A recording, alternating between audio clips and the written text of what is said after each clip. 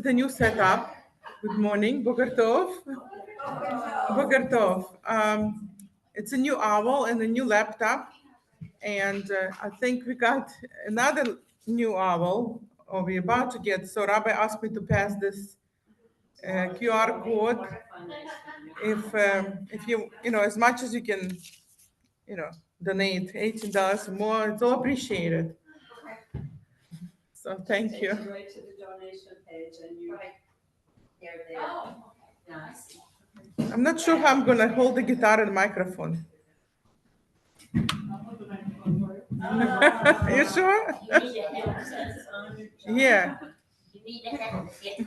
But you need a headset. Well, we have headsets there. Do that. Do you want me to hold the microphone? Do you mind? I mean, I think it's only for people online because otherwise you could hear me. Thank you, Shane. I feel like a president. Well, Boker Tov, welcome to the Peace and Praise and Thanksgiving kind of class or workshop. So we'll start with a song. Many of you know the song. So as you sing, I want you to pay attention in the words that I, highlighted or made the bold: sanctuary, holy, thanksgiving. So think about those words and relationship. Ya la la la, ya la la la, ya la la la, ya la la, ya la la, ya la la la, ya la la la, ya la la la,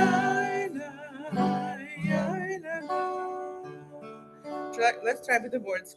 Oh God, prepare me to be sanctuary, pure and holy, tried and true. With thanksgiving, I'll be a living sanctuary for you. Let's try this one more time. Oh God, prepare me to be sanctuary, pure and holy, tried and true. With thanksgiving, I'll be a living sanctuary for you. Thank you. Thank you. So I don't have songs until like later, so we can look on the screen. So this actually comes, as you can see, from the text. I have to use the microphone. From the Corinthians, it's from the Christian text, right? Yeah, I know. It's just the word pure makes me a little. Can we substitute a word for pure? Can we make it something else? Yeah, I didn't it. So don't worry about that word. So because Judaism was the basis for Christianity, so I feel comfortable using this text, and many cantors use this text, and we sing this. But what do you think the relationship between sanctuary? When you hear the word sanctuary, right? What comes to mind? Okay, raise your hand. Shelter. Okay. Shelley. A safe place. Safe place. Secure. Protection. Good. So, how's the sanctuary and Thanksgiving connected? Why is Thanksgiving connected to sanctuary and giving thanks connected to holy place or shelter? How's that connected? Or is not? We've survived this long. Okay, so giving thanks for our survival, I'm Israel High, right? Ellie? Thanks for each other. Thanks for each other. right? So this could be our sanctuary too, right? Safe place, our sanctuary, or I'm going to show you other pictures of the sanctuary that I think, in my opinion, could be sanctuary, but maybe not in your opinion. What do you, hi there, what do you think about living sanctuary?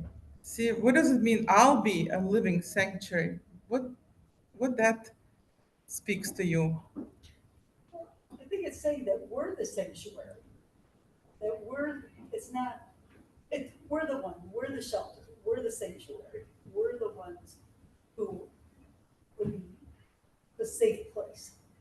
Mm-hmm. So personally talking to a person themselves is the sanctuary. Yeah, good. So perhaps we are, by doing good deeds and doing good things around the world, we become a sanctuary. Is it possible that way? Or that we ourselves can create a sanctuary, like create Rochester as a sanctuary city, that kind of thing, actually. Make a sanctuary, make a physical sanctuary. Make a physical sanctuary. So there are so many examples, right, that we can give for the word sanctuary. It's not only, synagogue. There are other sanctuaries. Any other examples? Sanctuary?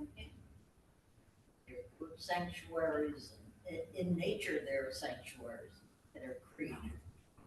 Mm-hmm. You know, Yeah, getting there. Yeah, good. In early times, the church was a sanctuary.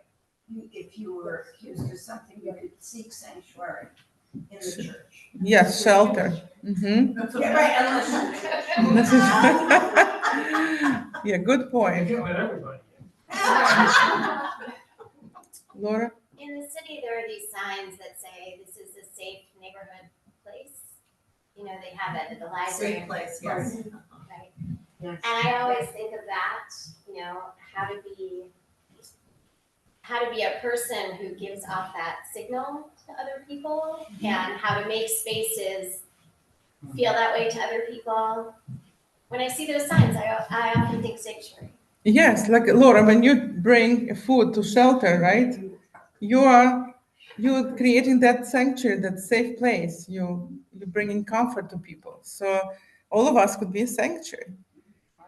yesterday, when Heather came, thanks to Fred, we were very welcoming. She felt very, we made her feel very special, and she was so happy to be amongst us. And that was, really good. Going along with what Laura was saying, the main library downtown and the branches have a program called Safe to be Smart, Safe to be Smart. I think that's smart to be Smart to be safe. safe? One of those. Mm-hmm. In any event, it's a program for children, and the people who run that program, to me, are living sanctuaries. I worked with them, with another nonprofit that I was in, doing programs, and it's just inspiring. Yeah, it's beautiful. So another spin, if somebody comes up to you, like, I don't know, maybe your spouse or your relative or somebody and says, "You my sanctuary," what do you think it means? You my safe place? I can be myself with you. Mm-hmm. Right, it's not only like a fun person that you can have fun, but it's also you can trust that person, right? You can entrust your, thoughts. It's a safe place. Hi, Leslie. Thank you for adding trust. We forgot that word. Thank you for adding that in. Ah, yes, thank you. Esther. Hello? Oh, you forgot to press the I forgot microphone. mic, But my bad. or Thank Fred's. you. I'm looking at sanctuary and it's from the Latin sanctus, am I right? Which means holy. Yeah, we'll get there. Yes. So you gave beautiful answers. So according to dictionary, right? If you like Google, what sanctuary? It's a place of refuge and safety. Whatever. That's what you said. And nature reserve, right? And a holy place where God is present. Bingo, you scored all three of them. So this is this could be a sanctuary, David? I know I walked in the moment late. Go back. I know I walked in the moment late, but that was from the Christian Bible.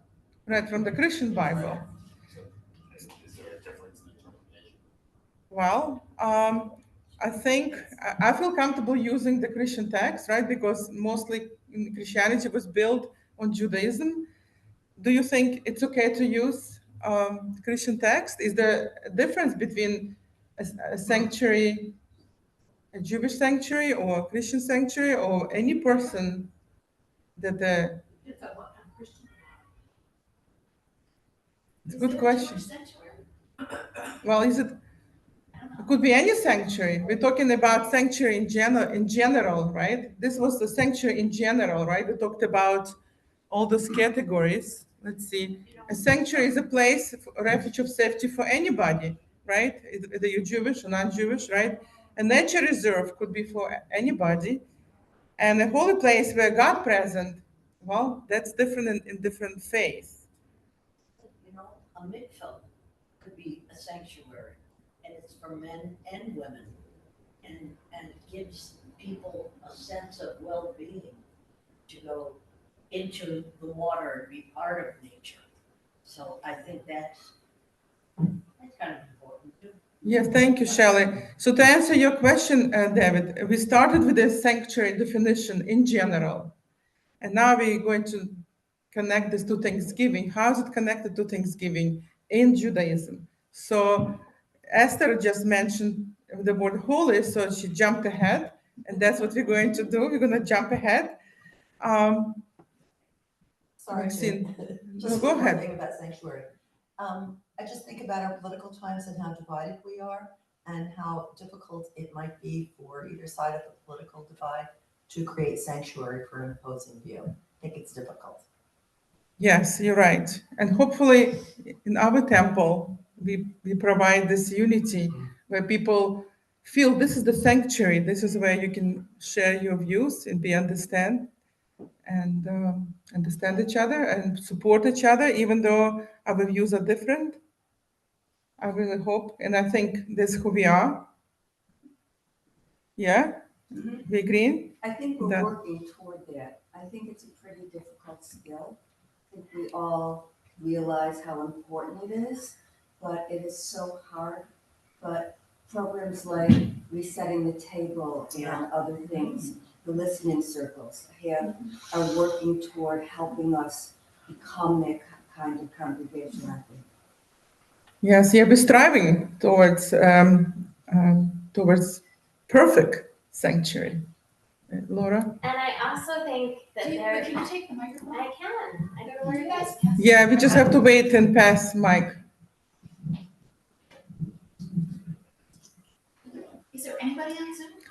Yes, there are a few people. It's hard to see They it. can't hear unless you. I watched a documentary with the Dalai Lama. And even the Dalai Lama says that if someone repeatedly tries to hurt you, you don't have to keep giving them your other cheek. So I do think it's important in these times to be okay, to feel comfortable with drawing a line. If someone's views are to take away my rights or to take away my safety or to take away my freedom, I don't have to be open to those views. I think we can be inclusive, but also not set ourselves up to be in an unsafe, unsanctuary place. So I just want to say that because I know we tend to really err on the side of being, loving and inclusive and all those wonderful things that are very important to me as well. And also, I think when there's a direct threat to you, it's okay to say that's not a view that I have to include as a differing point of view if it's a threat to my safety. Yes. Just need to kind of put that Thank you, out Laura. Thank you, Laura. I agree. Yeah, I think it's very important to have your opinion and not to be afraid to express your opinion, right? Maybe that's the sanctuary, right? When you're not afraid to open your mind and speak your mind and share your opinion, and people around would maybe not support you, but respectively disagree and also have their opinion, have respect for each other. Esther? When you put that up there, I was wondering about the word Mishkan. So I looked it up. It's in our prayer service, and it's the portable Sanctuary? tabernacle or temple that we Israelites had when wandering about. But the Mishkan refers to dwelling, resting, or living in. And I think there's some component in sanctuary which is that dwelling, ability to dwell. Yeah. So yes, Esther, you're jumping ahead. Thank you. It's okay. Ahead. Sorry. No, that's good. Yes, Mishkan, and there is another word. So we're gonna get there. So I think flowers for me, like when you look at beautiful flowers, could be sanctuary. I don't know about you. Is this a sanctuary? Could be, right? For some people. It is for the Jaguar. Is this could be? Sure. If you can get up, sure, yeah. Yeah, and this. Yes. Anybody recognize this picture, photo? What city is that in? Getting to Prague, not far from Prague. Yeah. Almost. Budapest. Right. This is the most, I think, in my opinion, the most beautiful synagogue in the world. One of the most beautiful. Duhani Street. Huh? Temple Sinai is beautiful too. Different way. So this. I actually thought, before I saw the people, I thought it was a church. I did too. You know, because it's sort of fancy and opulent, and it's interesting what we think of when, like, someone said, what's the difference? Wait. Thank you. We're gonna get good exercise this morning and good conversation. When I just said that when I first saw the picture, before I saw the kippot and the people, I thought it was a church. And I've been thinking a lot about sanctuary and church, and walking into a church, would I feel like that's a sanctuary? Maybe, are there holy places that you just walk into and you feel like, oh, this is holy? But I certainly feel more holy in Jewish spaces. So, but I was also thinking, when we lived in New Hampshire, there was no synagogue, there was a chapel, and different faith groups used the chapel, and that's where my bat mitzvah was. We made it our own, so we didn't think of it as this neutral non-place. We made it our place, but there were Catholic services, and Christian services, and all sorts of things. So it's the building, but it's also what we make it, right? Yes, so. JCC, right? Yes. JCC for high holidays. Oh, well, thank you. Thanks for sharing, Leslie. So anybody knows what this synagogue is? Temple Emmanuel. Yeah, Temple Emmanuel, New York. Yeah, Temple Emmanuel, actually, it's a staple. It's a staple of Reform Judaism, right? The Eldridge Synagogue on the Lower Side, right, is the staple of Eastern European Jews. It's so beautiful too. I just couldn't put all the sanctuaries here. So I put the staple of Reform Judaism. This is the staple of Reform Jews. So it's a statement also. It's a statement. It's beautiful. It's all in marble. If we take our confirmation trip, when we go to New York, we go to the synagogue, and the kids like, oh, it's so different in Temple Sinai. Yeah, it's different. Yeah, yes, they also have like a pipe organ. I mean, it feels sometimes more like church, Exactly. Yes, David. And for people that come Wednesday night, the rose window. Right. The rose, yes. Yeah. Can you explain what that has to do with Wednesday night? Rabbi Zohar has spent several weeks developing the theme of the rose from Breshit and in cross culturally. And one of the help me here, one of the manifestations is a rose window, which he showed Notre Dame, but here we are It's with the our own Zohar, rose it's window. about the Zohar. Yeah, it's and Kabbalistic, mysticism and mysticism, Kabbalistic approach. You say he's developing it, you mean in Okay, the let's- sermon? No, he's teaching class. He's teaching the class on Wednesdays and here. He has a Wednesday night class called Roast Esther, and it's all about the Zohar. And we're starting with Breshit, and I think we've been on the first line of Breshit for like 4 weeks. And so I can't explain it, but somehow, the Kabbalists equated the beginning with the rose, somehow they, no, but it's a rose, it's from the Song of Songs, is it from the Song of Songs? Yeah, Mhm. so somehow they made that connection, and then there's the rose, and then it goes across mystical. It's like a feminine. Yeah, okay. Yes. Yeah, Esther is holding up her hand, can you see? And that was part of it too, so it's hard to explain if you haven't been, Kabbalah is. You have to- Yeah, okay. Way up. If we want to know, we should show up on Wednesday night. That's right. No class this week. So talking about Mikdash, right? Sanctuary means Mikdash in Hebrew, right? Hebrew word for sanctuary is Mikdash, and it comes from the root Kuv Dalet Shin, right? Which is Kadosh, holy, right? Holy. Also, this root Kadosh or Kadash, it also means to set apart. It means to set apart as sacred, right? Or to set apart a place where you can feel comfortable, holy, prayerful, place of rest, refuge, right? So it's very interesting. Hebrew is very interesting language. One word could mean few things, right? Kadosh means holy, but it also means to set apart. When you think about set apart, They can't see the screens. Apparently the Zoom folks can't see the slides. Yes. they cannot see the slides, but it says The sharing? it's sharing. We'll just stop the sharing and try again. Yeah, for some reason, just the title slide was fixed, frozen. Okay. No, it's coming back.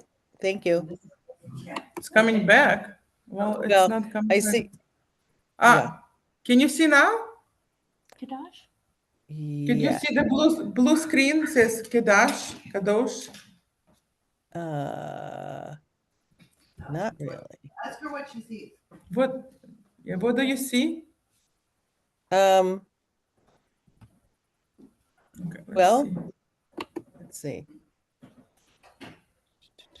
Okay, Anne. That's Yes. Anne. Yep, okay. So this is a new laptop. I'm sorry if it's, we have complications. A new owl. Strange. Yeah. And I see the owl, like the panorama of the room. yes, so this is I have to close it. No, you don't have to close it. It's not showing anymore to share. So How about you gotta do your share screen? right, so I have to open again. No, the well, PowerPoint. 1 second. Have your slide open and then you share. Well, this is not the. It's all right, then we'll open it. Mhm. Okay, so now it should be sharing. And then where's your PowerPoint? So I have to open the PowerPoint.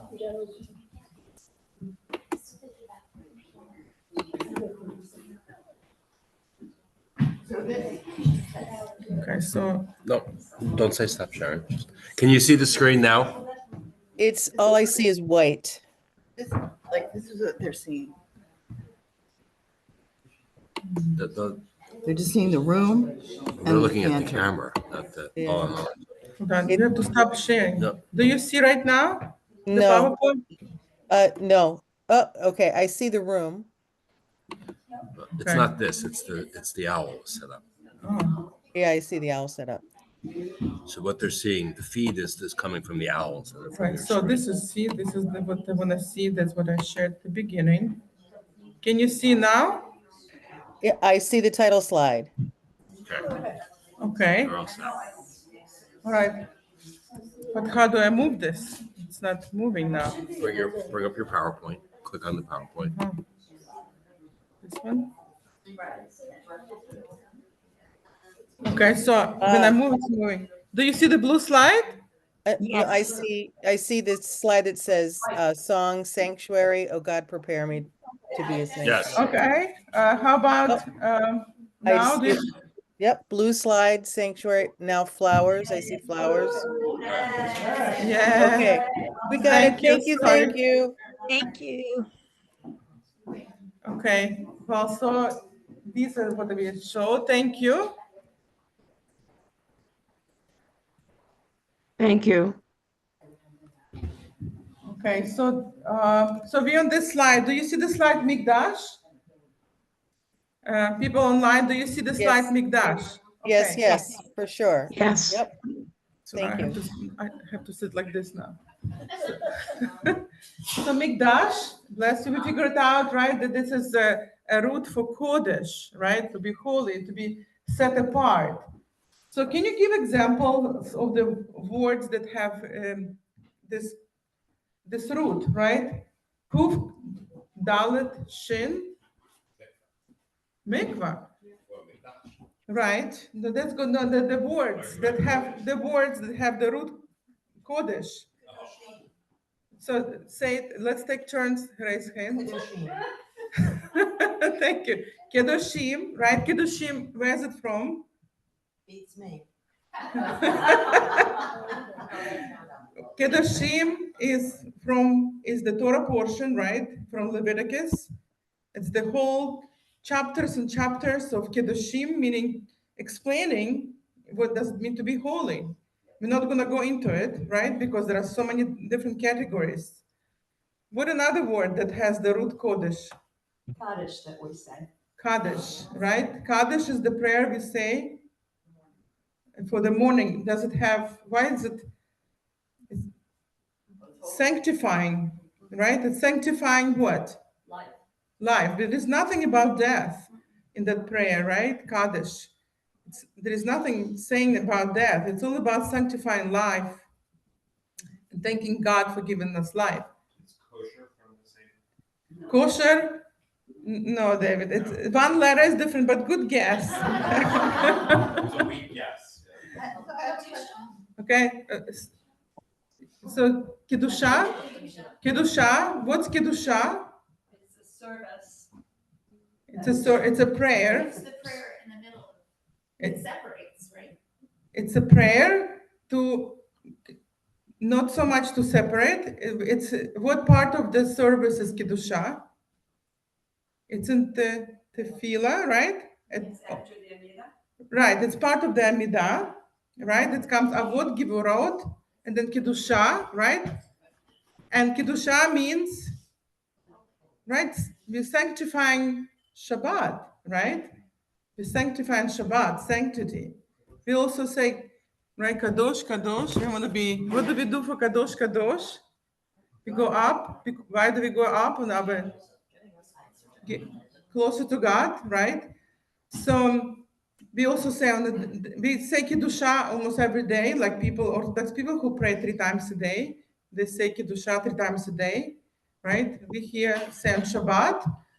And so Shabbat morning it's more extensive. It's a bigger prayer. On Friday morning it's shorter. So what other words? Good. We're getting a lot of Kiddushim. What other? A kiddush. A Kiddush. A Kiddush, right? What is Kiddush? Kiddush. Sanctifying the wine. For what purpose?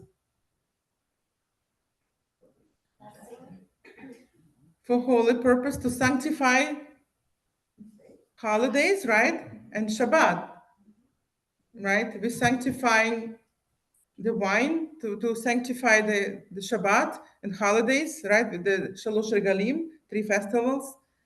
What other words? Well, we have Beit HaMikdash, but so that would be the space, the building, the Beit HaMikdash. But so a synagogue would be a Beit HaMikdash, but what about Beit HaKnesset? What's that saying? Beit Knesset means like meeting, like Beit HaKnesset. Beit HaMikdash is more like for yeshiva, where people like, Orthodox people sit and they study all day. It's more like a Beit HaMikdash. Okay. But for synagogue is the Greek word, right? The Hebrew word is Beit HaKnesset. Okay. So we would say, if we were talking in Hebrew, and we're saying we're coming here, we wouldn't say, I'm going to the Beit HaMikdash. Beit I'm going to HaKnesset. the Beit HaKnesset. Yes.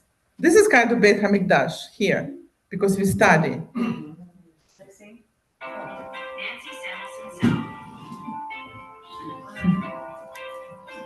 I always love when I get to say this. What's the sign for our temple at the end of Penfield Road, our driveway? What is there in Hebrew? What letters? Kuku. And what does that mean? Kehila Kadosh. Yeah, Kehillah, Kedusha, it's a feminine, right? Kehillah, Kedusha, holy. Kehillah, community. Kahal, right, is a community. Good. Isn't there also, is Kiddushin also the wedding Yes, ceremony? yes, good. Kiddushin, right? That's a part of the Kiddushin with the I-N at the end. I mean, in English, it's I don't think it's Kiddushin, it's just sanctification. It's a noun, a sanctification of the marriage, right? So to people who are standing on the chuppah, it's a holy union.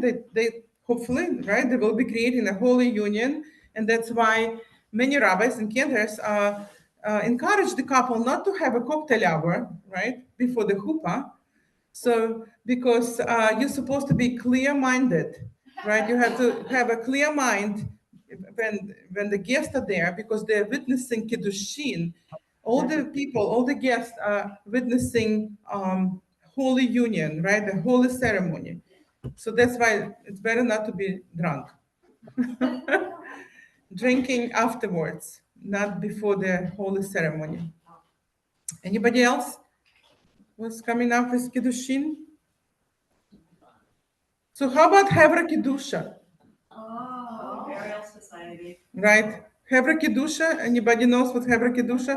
Esther, We don't have enough of that. It's the burial society. And when people came to a new community, even in America, the first thing they did, second was probably the kosher meat, but the first thing they did was the burial society. Right. Hevra Kedusha. And purchased land for burial that was holy. right. So what does Hevra Kedusha, what do they do? What's the obligation?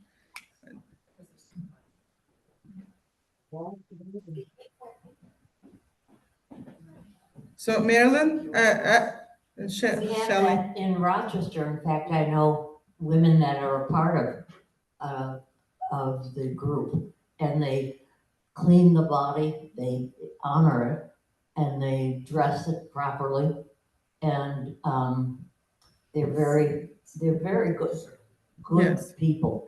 They're It's a mitzvah. I don't It's a wanna say they're mitzvah. holy people, but they're very It's holy work. It's a holy work. That's why they call Hevra Kedusha. Hevra means group, like Haber, a friend. Hevra, a group of Hevra Kedusha, like a group of a group of people who doing holiness, right? A holy group, I right? was gonna say and so it's women and men, but only women do the women and only men do the men. Right. Because it's more observant. Right, because it's niyut, right? Niyut means modesty in Hebrew.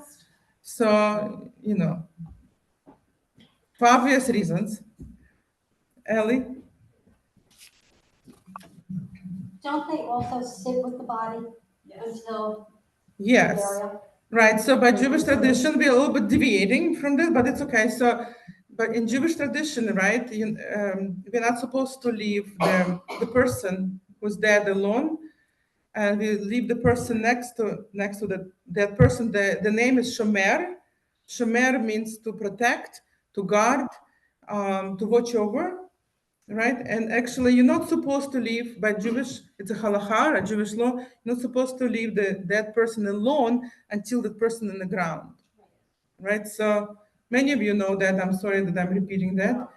So you sit with the person who is dead, right? And then you bury the person, and at the cemetery, right? And like in Reform and Conservative, usually people do not cover the grave with the earth. Like if you go to Orthodox funeral, people all men, cover with earth till it's covered, because it's as a respect to the dead. You're supposed to cover the grave up, until it's covered, and then you can leave the cemetery.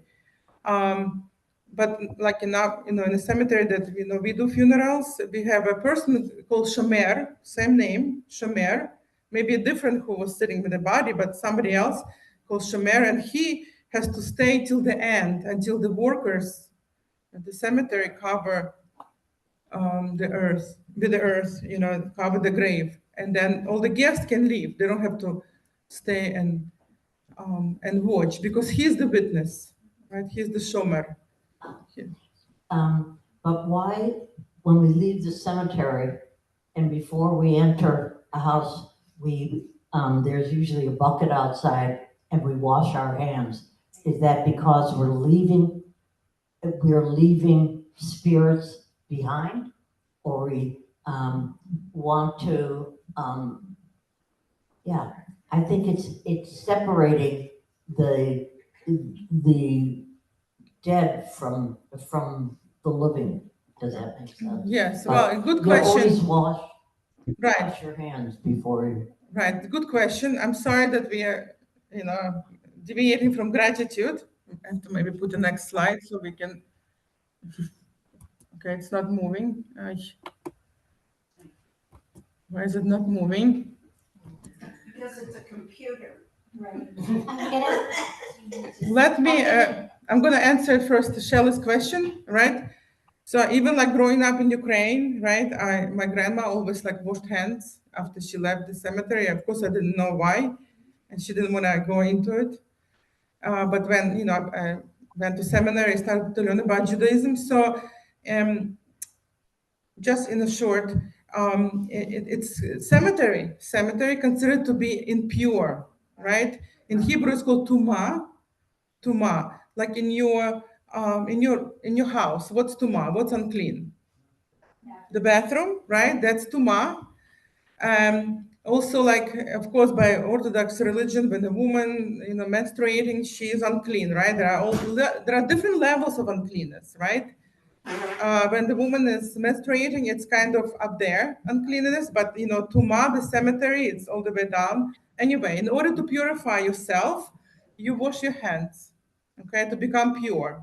And it's in Leviticus, actually. It's like all this halacha, all the laws. When you leave the cemetery, you wash your hands in order to like purify yourself.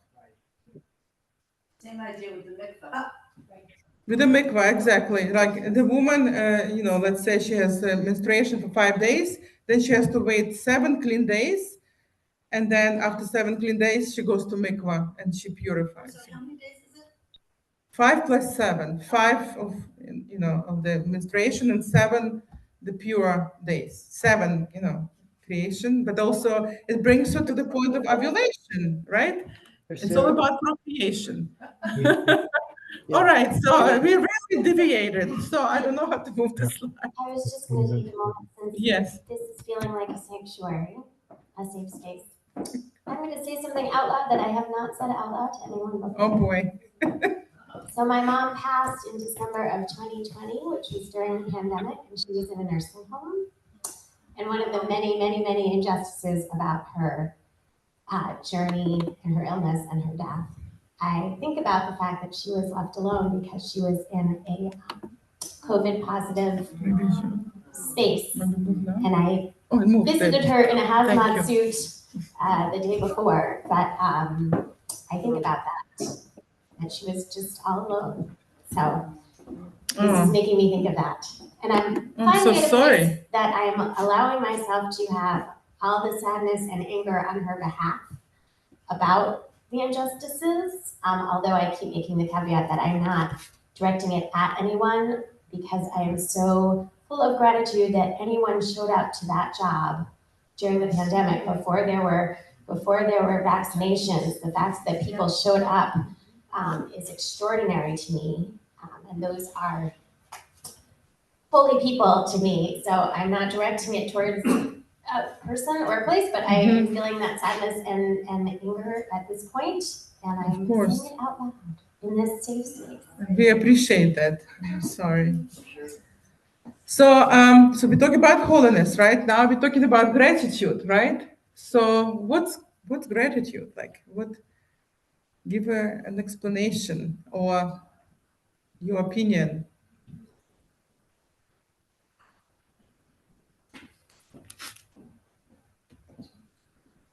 Right, in Hebrew it's todah, right, to be thankful.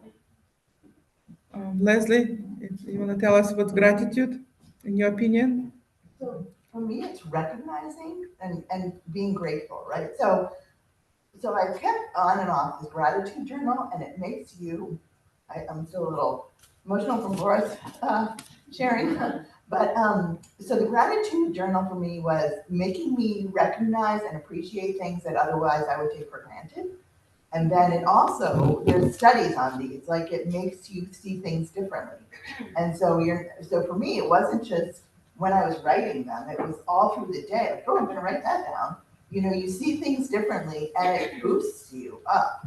So for me, it's, again, it's recognizing and being thankful for, being grateful for things that we take for granted. And it's so when someone can do something, like even Maxine brings this, right? Okay, you know, like, okay, like I'm gonna talk, or I can say thank you to Maxine, acknowledging that you brought it over, that you're standing here taking this whole thing around. So it shifts things a lot. It's very powerful. Thank you. I'm just thinking it'll be easy to get in my steps today. So you're grateful for that. So I have a little Post-it note right next to my desk at home, which I had to text RJ to tell me what it said. And we got it from Debbie Till, and it just passed over, but it's so critical now. And it's 4 words: gratitude makes optimism sustainable. And how I use it now is I'm so dismayed at the state of our world. And it's hard to be, this is what we were talking about before, it's hard to be optimistic, but if I just go gratitude makes optimism sustainable, it's actually what Leslie, exactly what you were saying. I can move it again. It was moving before. Yeah. Okay. So yay. I'm grateful. I know what to do now. So the Hebrew root, right, for gratitude or to thank you is Yud Dalet Hey. You see all the way on top, Yud Dalet Hey. And again, you know, Hebrew language is so like clever, in my opinion. You take just, a root and you create all those words, right? So lehodot, right, to give thanks. You see that lehodot, like dalet, well, hey transformed into this, right? Yud kind of became this, but believe me, it's the same root, right? And then the next verse, modim, right? It's out of a prayer book, modim anachnu lach, right? That's from the root todah, to be thankful. Do. This is pop music.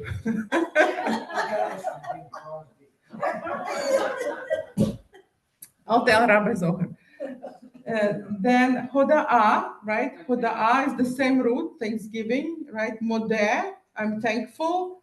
Hodu, to give thanks, right? Part of our Hallel, when we praise God. Hodu Ladonai Kitov, right? This is all comes from one root. Yud Dalet Hey is thank you, right? Todah, right? In modern Hebrew, we say todah, to be thankful. Okay. So the very first prayer, right?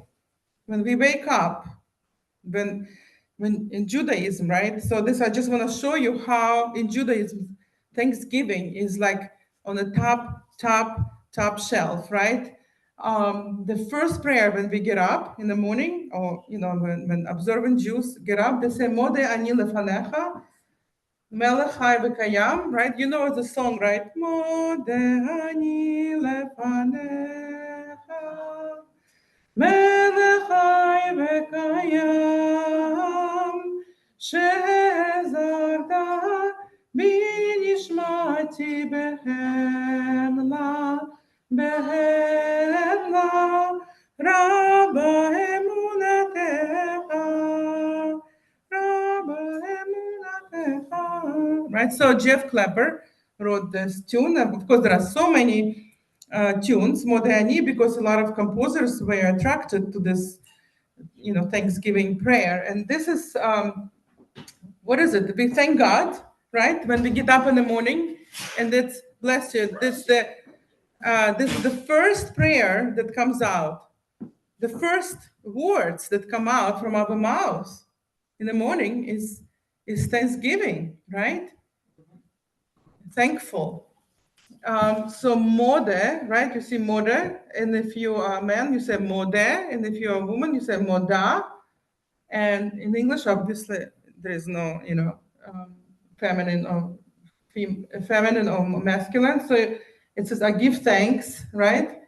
Of course, sometimes translation does not always correspond to Hebrew. So I give thanks. It's not really literally I give thanks. It's like thank you. It's like thank you. Mode ani, I thank you, right? There is no word give in Hebrew, right? It's like mode ani is me. Mode, thank you. In Hebrew, you can change the words around, not like in English, it's very strict order. I give thanks. You cannot say thanks I give unless it's poetry, right? Something.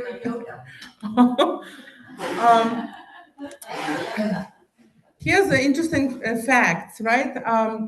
So the professor, a medical professor from Britain, she at one of the conferences, she said that the person needs 12 seconds, right, before he or she gets up in the morning. So it's not good in the morning to get up like, abruptly, you just, you have to wait and sit in your bed, at least for 12 seconds, just until you get up fully and walk, Is it true? Anybody medical? Yes. Right? So very interesting that the mode ani lefanecha you have to say when you sit on your bed, right? And it has exactly 12 words. Okay, so if you're really saying this like kavanah and you're saying with the slowly, you're good. You're good to go, right? So you sit, you get up, you sit, you say mode ani lefanecha melech chai v'kayam sheher hezarta b'nishmata Hemla, Rabba, and Munatecha. You can do it slowly, and then you get up, right? So just something to maybe practice or not. So I really like this saying by Rabbi Nachman, and I love it, so I wanted to share with you, because that's the whole point of saying Mode Ani, right? Because Mode Ani, in the morning, this is the first thing you say. You're thanking God for waking up in the morning. Because according to rabbis, right, when we go to bed, when we go to sleep, it's kind of, I don't want to sound pessimistic. It's like kind of not death, but like our spirit, flies or whatever. So when we wake up in the morning, right, we thank God for we thank God for waking up in the morning, that we're alive. My mother of blessed memory in Florida, they used to have this little joke among themselves about the kind of death they would like. And they used to say something like, well, I hope one morning I just wake up dead.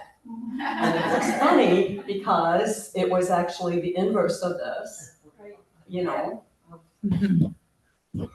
Okay, so I had sometimes my pediatrician keeps calling me, so I don't know what happened. Click on the slide first. Do you want to deal with the phone call? Huh? Yeah, I don't know, like Daniel went on a trip. I don't know why. You deal with Daniel. I'm sorry. We'll talk amongst ourselves. And pediatrician keeps calling me, so it makes me nervous. I'm so sorry. We'll just talk to the person. But you don't have to take the microphone, so you don't have to talk to them.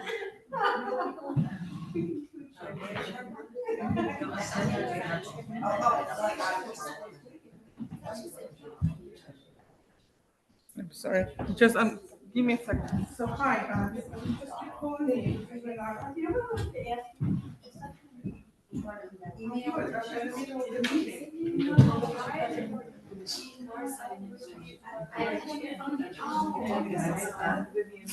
I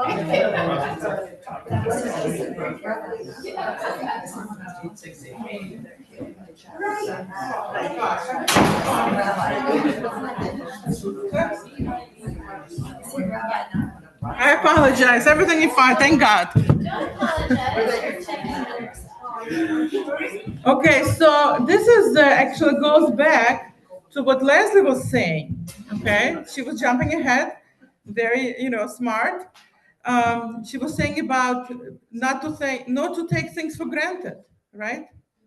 How do we not taking things for granted? So in the Talmud, can somebody read what it says in the Talmud? Can somebody volunteer? You've got the mic, you should just. Oh, Whoever's got the mic, who's got who got the mic? Okay, Maxine, go ahead. I'll read it. It is said, how much effort did Adam, the first man, exert before he found bread to eat?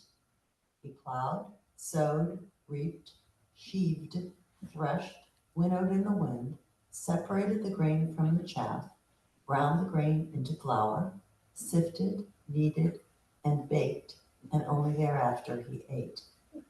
And we, on the other hand, wake up and find all of these prepared for us.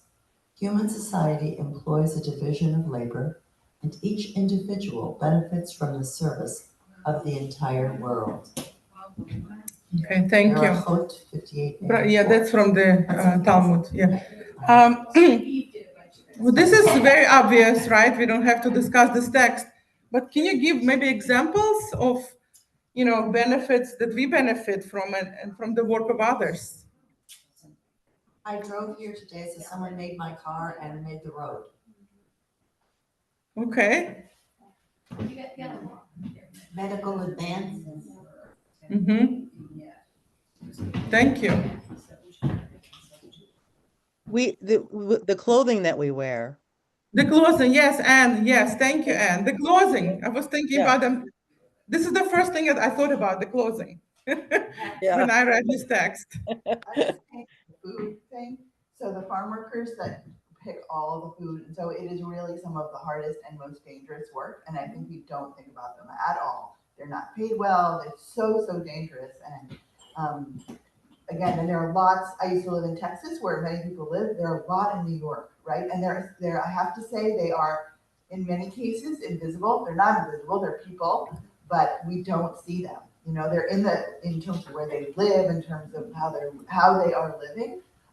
So we're trying to, through programming here, even at the temple, to look at what to invite them here, to tell their story, to make them to help them not be invisible.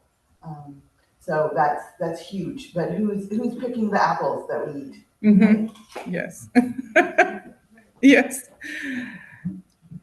When we go to supermarket, right? Everything is there for us. Yeah. Any other examples? Oh, yeah, just take that into any realm. Our children are educated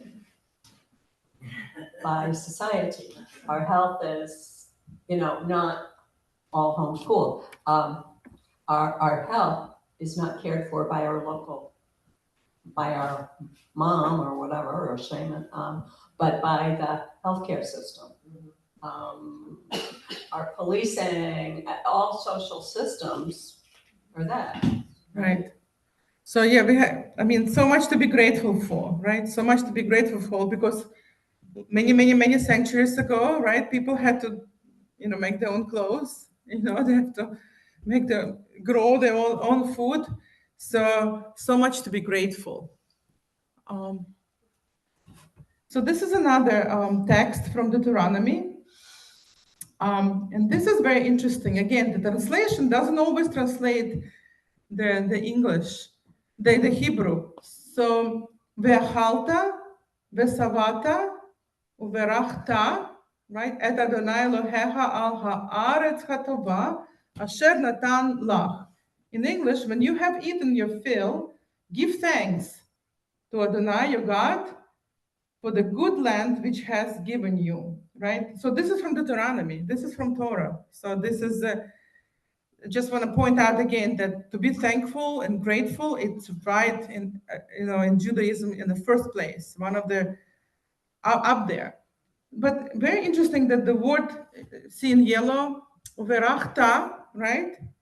What is the translation? Well, it's a different word. It's a blessing, right? So yeah, so you should bless. That's in Hebrew, it's you should bless God, right? For giving you food. But in English, it says give thanks.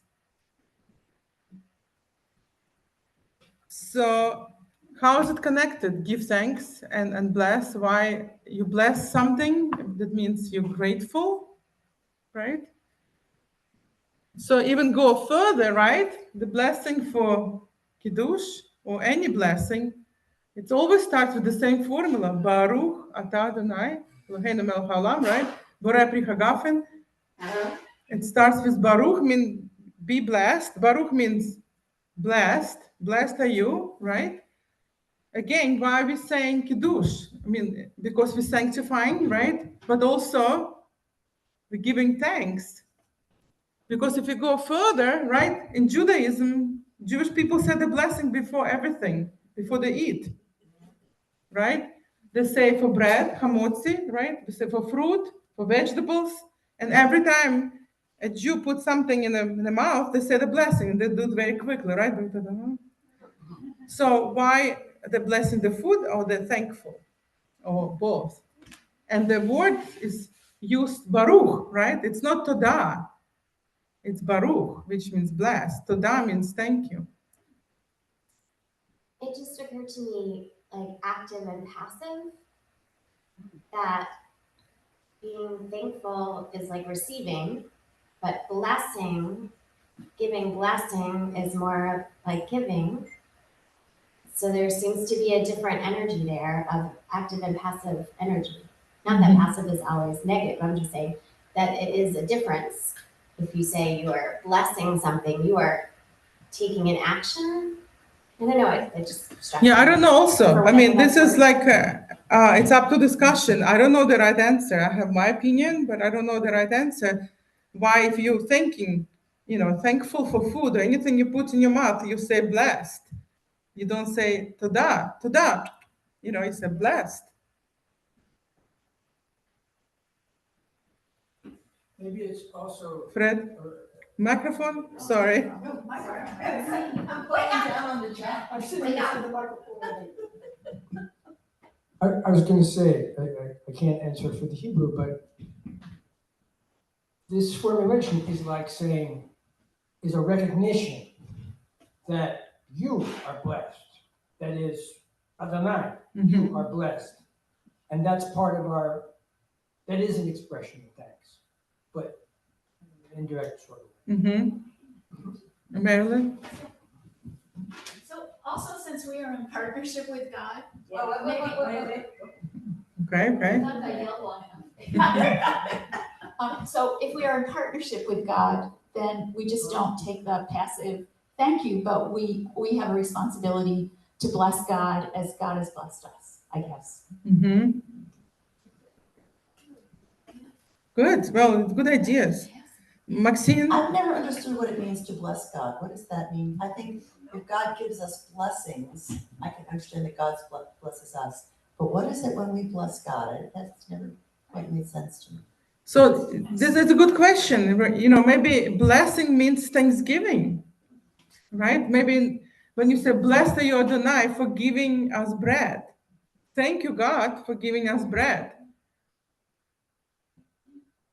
Okay, Esther. It takes my mind back to holy, Kodesh, where we started, because there's something, it's both gratitude, it's gratitude and holiness, because the blessing brings in that holy quality. Mm-hmm. Yes, Leslie, thank you. We should come up with a name, like for the person who. Right. So I was thinking there's so much in in our civilization that is Christianity is interwoven with it. So maybe, blessing is a Jewish our heads are Christian because we live in this society. So maybe blessing is a Jewish way of thinking. I can't really follow through on that, but there's so much that even the word sanctuary we think of it as a Christian, you know what I mean? Mm-hmm. Yeah, so. Because we live in a Christian society.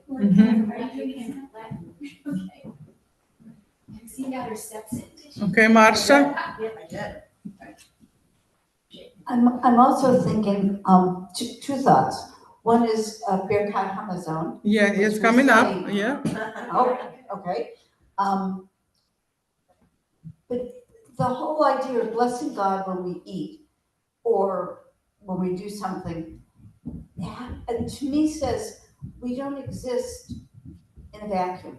Mm-hmm. We are here because of God, and sometimes I don't know if I believe in God, but there's some symbiotic relationship that exists that makes us better if we acknowledge there's something beyond ourselves. Mm-hmm. So, great answers. So, like you said, Birkat Hamazon. Oh, Leslie. So, thinking about the Birkat, which we say after the meal, right? So, again, thank you for this. So, the other day there was a dinner, a special dinner for this organization that works for farm workers, and they know that we're partnering here at Temple Sinai. So, Karen Stein, who's very involved, she invited folks to go, and she asked me, would I say the blessing? Would I do the blessing? And I was like, what do you mean the blessing? And we don't really have a blessing. I thought they wanted us, Temple Sinai, the Jewish guests, to do the blessing before the meal, but we don't. And I was like, do you want me to do a kiddush? Do you want me to do, just pick something out of the prayer book? And so I sort of punted, if people know what I mean. I said, well, Sharon Silvio's coming. I think she can do the blessing. She read the blessing for the community, and then she did a blessing in Hebrew, and it was just lovely. But I was kind of stuck because I was like, well, our blessing, thank you for the food, is often after. And I don't think they wanted some big Hebrew prayer after their meal. Again, they wanted it earlier. So yes, good. Yes. So when you just to clarify, you say hamotzi, right? Hamotzi, hamotzi lechem min haaretz. You only say if you know that you're gonna eat bread. Right. If you're not gonna eat bread, you don't have to say it. Okay, you say shehakol, like everything, and then you cover. But only if you say bread. If you eat bread, you say the hamotzi, and if you have eaten bread, then you need to say Birkat Hamazon. But if your meal did not include bread, no Birkat. Really? Mm-hmm. So no Birkat for salad. No for salad. So gluten. Why is that? So in Hebrew, the word for bread is what? Lechem, right? Lechem min haaretz. Lechem, bread. So some rabbis connect that word that this is like it's a spiritual food. It's a food from God. That was given, by God. Like manna, yes. So that's the two challahs that we have, right? That's represent manna, double portion of manna, right? We're not gonna go there unless you want to, right? Manna, right? So yes, by some commentaries, lechem considered to be a God's food, and that's why we say Birkat Hamazon only after our meal included bread. Laura? So yeah, in Christian tradition, it's a grace before meal, right? You say grace before meal, and we say grace after meal. Birkat means blessing. Hamazon means meal. Meal. M-E-A-L. Meal. I love your story, Leslie. And it makes me think about the fact that when we're in spaces with people who are not Jewish, part of it is just learning about each other, right? And they're asking us because they want to learn. So I think remembering for all of us that part of it is acknowledging, maybe before Sharon said her lovely prayers, saying, typically we say prayers after we eat. We don't have the ritual of saying it before we eat. We don't say grace. And yet here is a prayer for the occasion. And similarly, I keep thinking about and forgetting to talk to the rabbi about this upcoming Thanksgiving service I'm so excited about because I love this tradition I've found for like 10 years in Rochester. And I know there's that moment where we do a collection plate, and it's been handled a lot of different ways. But since it's at a temple, I think it's important to just acknowledge, like, this is not something we typically do at our services because it's an opportunity to educate people as to our tradition, because I think that people don't realize sometimes I have gone to services at lots of other places and been mortified that I don't have money on me because I intentionally left my wallet in my car because that's my habit. Right. And I think it would help, actually, if we took a moment to just explain that. Like, we're doing a collection plate today because it's an interfaith Thanksgiving service. This is not usually our tradition. We actually have, and I think it would be a helpful thing to acknowledge instead of just carrying on like that's our norm. Or I was one year, actually, one of the rabbis tried to make a joke about it, and it was a little cringe to me because it felt almost the opposite, like leaning into some of the stereotypes about Jewish community. So I was a little bit like, ooh, but I think every time we get together in the community, we're learning about one another. And so realizing, like, it's okay to be honest and say, we don't have that. Well, I love your story. Thank you. Well, thank I you. was surprised that, again, it was a faith leader, a clergy person who said, ask them for the blessing.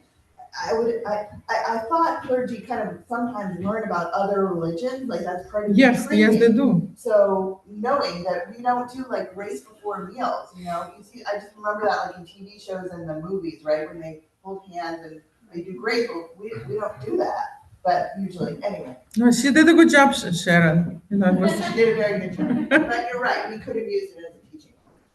So 2 things, and then Marcia. There are words that somehow Christianity seems to have co-opted from us, and you'll hear Rabbi and Cantor talking about them like angels.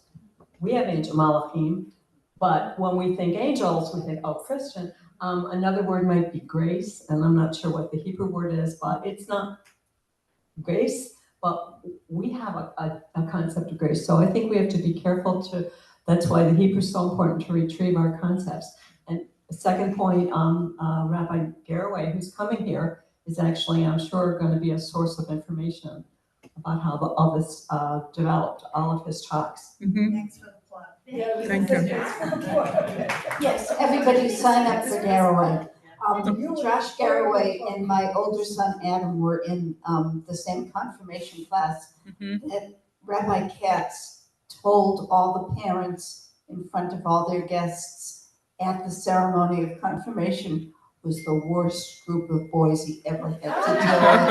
I always remind Rabbi Garraway of that. And Rabbi Katz, it's so. And my son, and he was wrong.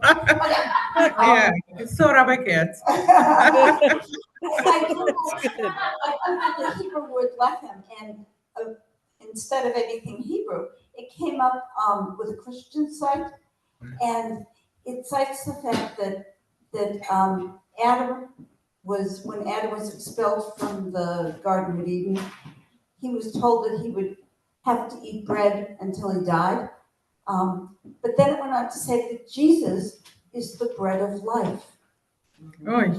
So there's this whole Christian Yes. concept taken from the fact that we bless the bread. Right. Also, in Judaism, Leviticus, right? In Leviticus, it says that as a sacrifices, right, together with animals, we have to bring loaf of bread, right?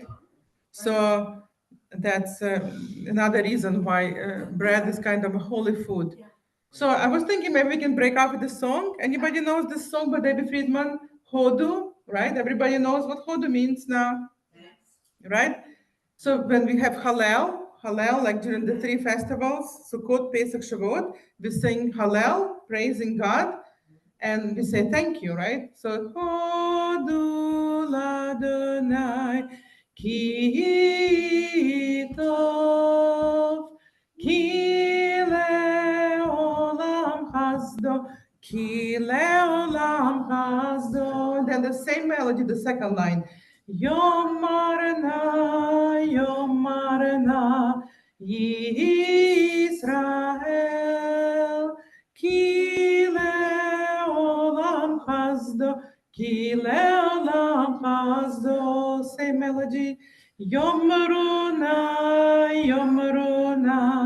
Veheda Haron, Ki leolam hasdo, Ki leolam hasdo.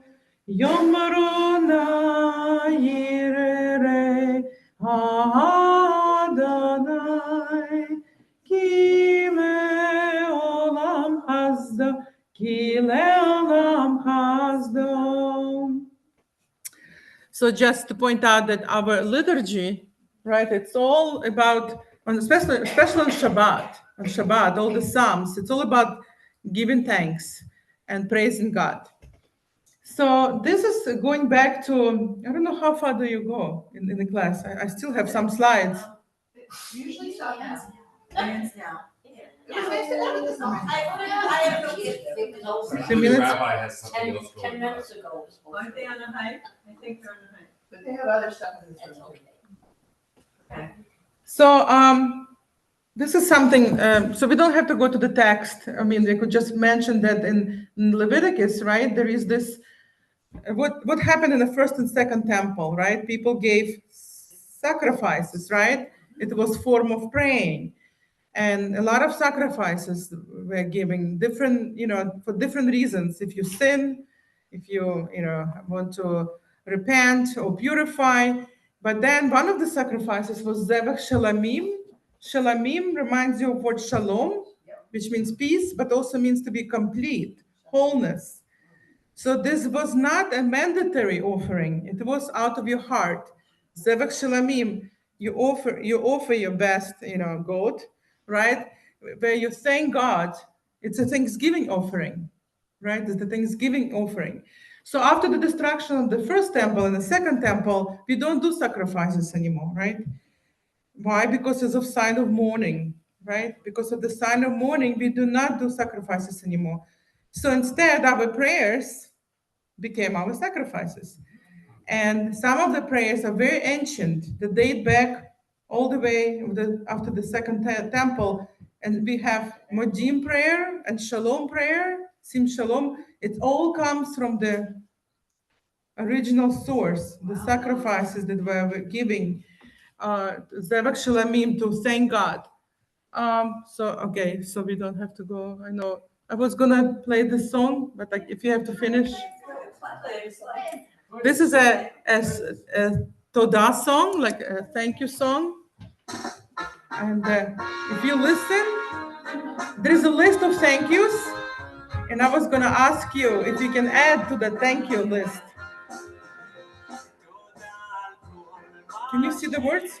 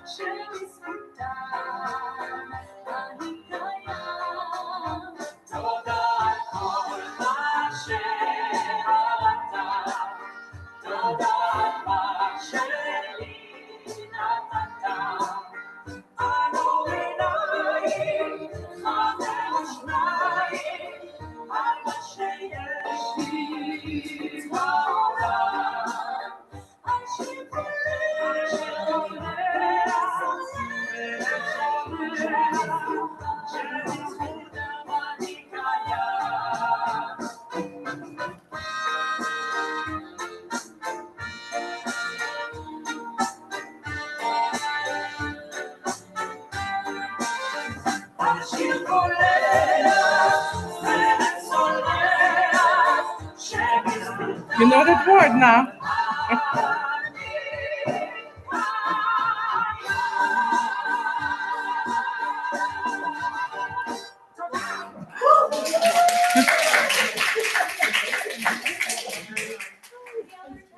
Yeah, that's the whole. Beautiful way to end.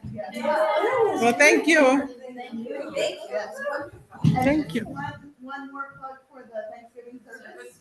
Again, this Thursday, Thanksgiving Day, 11 o'clock here, we are hosting the Rochester Thanksgiving. If anyone wants a flyer to kind of remember.